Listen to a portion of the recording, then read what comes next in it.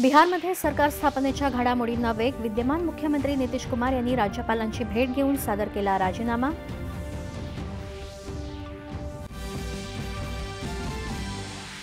Delhi car स्फोट प्रकरणी काल अटक करण्यात आलेला आरोपी आमिर रशीद अलीची रवानगी 10 दिवसांच्या NIA कोठडीत. देशाची ऊर्जा सुरक्षा बळकट करण्याच्या दिशेने एक महत्त्वपूर्ण पाऊल उचलत सार्वजनिक क्षेत्रातल्या भारतीय तेल कंपन्यांनी अमेरिकेसोबत प्रथमच LPG आयातीसाठी केला करार.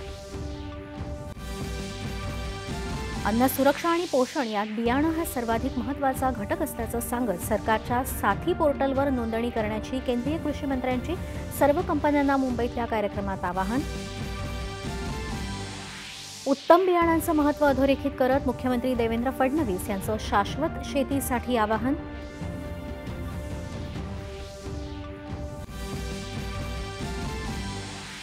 राज्यातल्या 246 नगर परिषदा आणि 42 नगरपंचायतींच्या निवडणुकांसाठी अर्ज दाखल करण्याची आज अंतिम मुदत.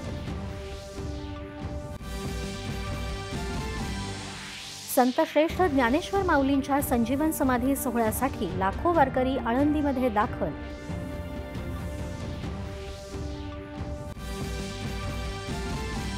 सौदी अरेबियात मदिनाजवळ झालेल्या रस्ते अपघातात अनेक जणांचा मृत्यू. मृत्युमुखी पडलेल्यांमध्ये भारतीय नागरिकही असल्याची भीती व्यक्त. पंतप्रधानांनी व्यक्त केलं दुःख.